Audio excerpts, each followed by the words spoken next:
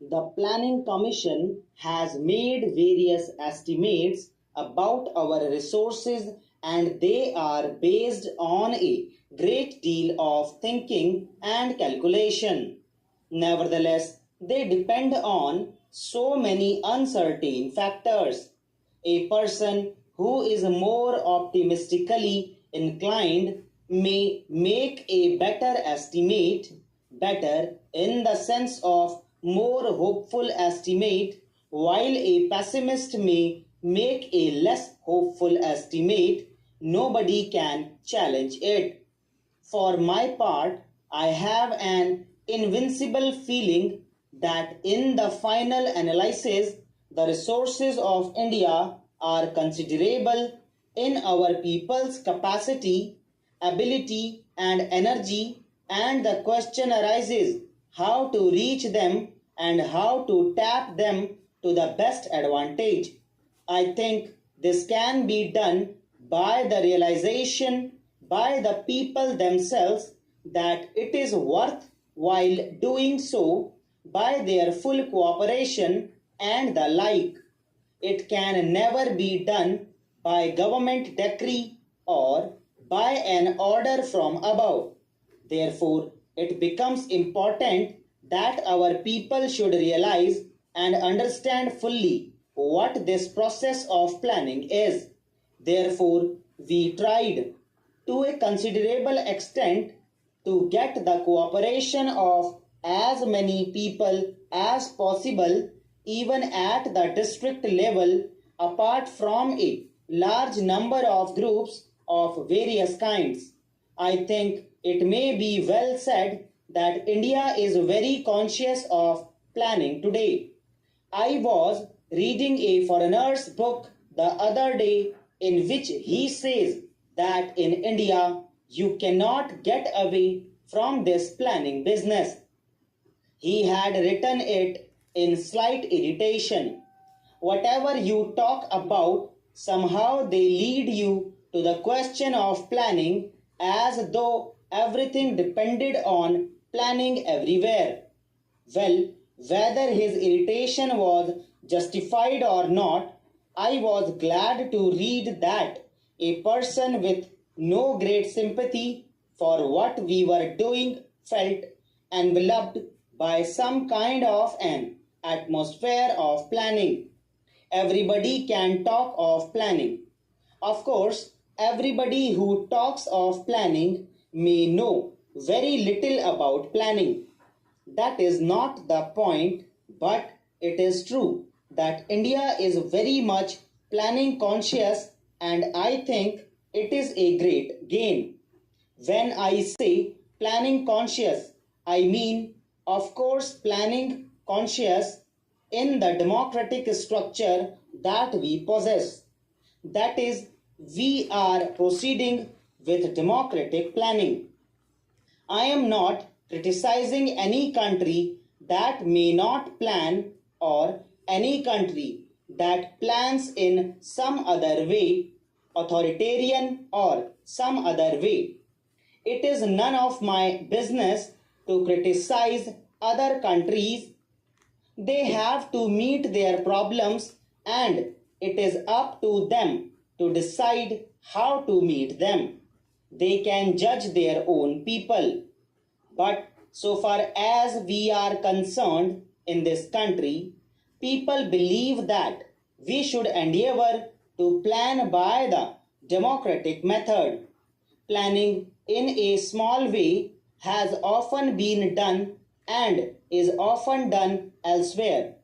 Planning in a really big way has thus far only been done more or less by the authoritarian approach, and the question arises how far a non-authoritarian and democratic approach can succeed in this kind of planning.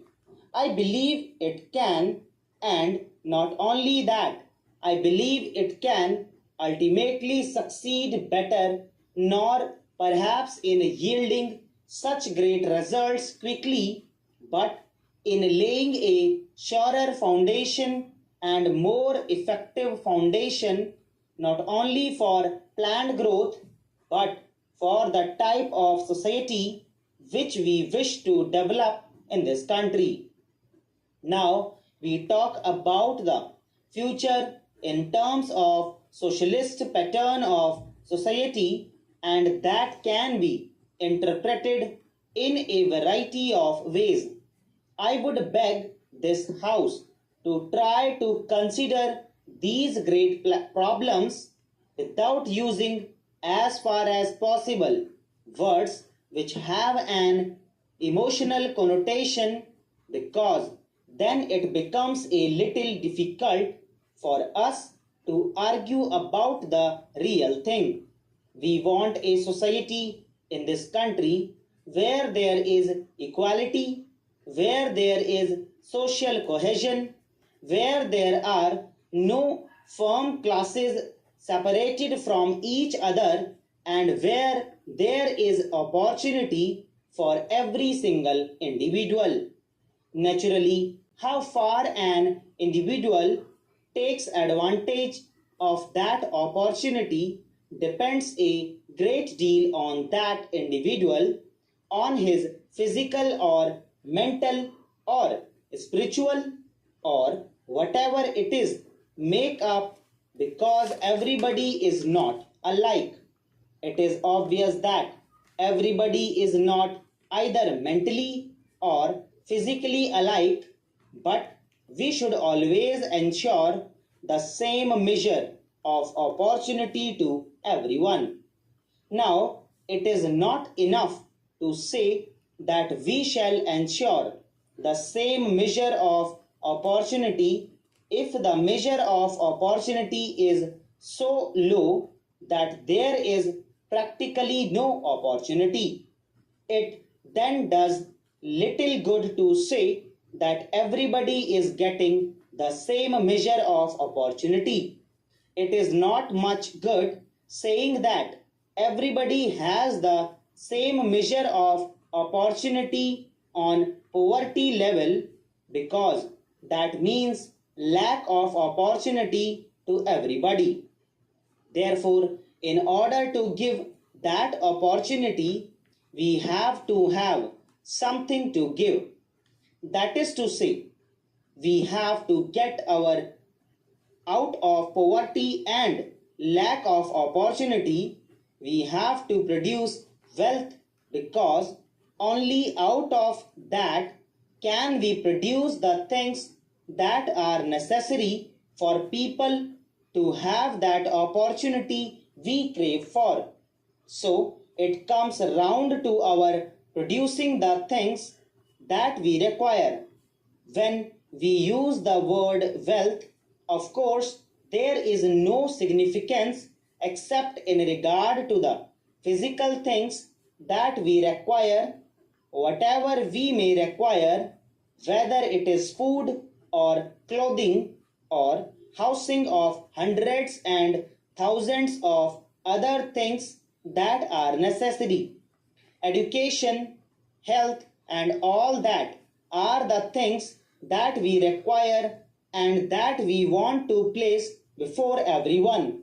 How do we do that? There was considerable argument about a year ago about what was called physical planning and financial planning, as if there was an inherent contradiction between the two. Many people thought that the use of this term physical planning was dangerous and was meant to turn our approach in a wrong and harmful direction. Now, I do not understand how there can be any planning of any kind without physical planning. Obviously, whatever you may plan, you have to plan for the goods, you have to plan for food. दोस्तों इसी के साथ ये dictation finish होती है.